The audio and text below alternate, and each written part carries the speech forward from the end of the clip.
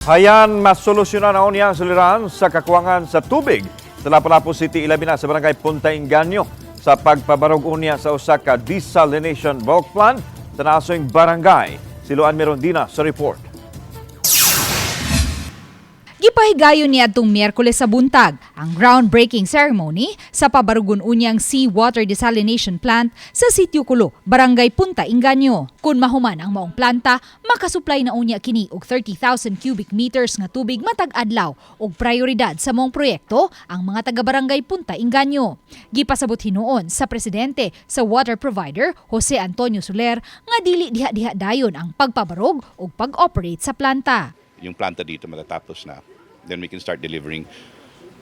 Not to all Punta Engaño kasi depende sa pipeline yan, but the initial volume of 2,500 cubic meters, yan, madideliver natin dito sa yung mga katabing developments.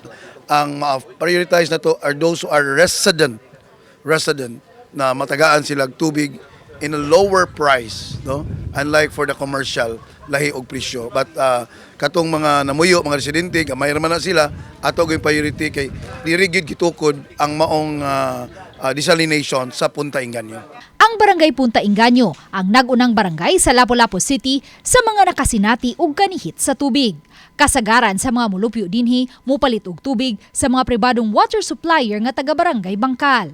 Mato ni Mayor Junard Ahongsian, adunay 100,000 cubic meters matag adlaw nga kakuwangan sa tubig ang dakbayan sa Lapu-Lapu. Gawa sa pabarugon unyang seawater desalination plant sa Barangay Punta Engaño, laing desalination plant usab ang planong pabarugon sa maong kompanya sa Barangay Marigondon nga makasupply usab unya og 30,000 cubic meters per day. So, ato lang, i-anticipate na to nga ang atong 100,000 cubic in a day nga shortage mo taas pagid ni tungod sa daghan nga mga investors nga nisud sa atuang lugar.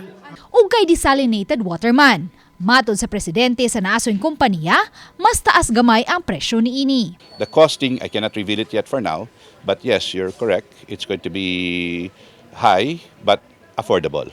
Ang MCWD sa ilang bahin, mibutyag nga may 5 ka mga desalinated water project sila sa Lapu-Lapu City apan tulo ini ang pending pa. Usa ni ini ang seawater desalination plant sa lungsod sa Cordova nga kun mahuman lakip sa masuplayan unya og tubig ang Barangay Punta Engaño.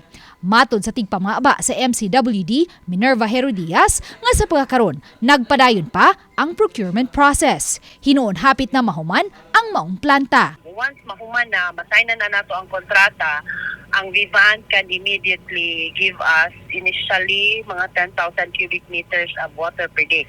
Kaya ang ilahang planta is already running and ang ilahang pipelines duol na sa amuang injection point. Uban ni Marlon Melgazo o Rod Prado, Luan Merondina,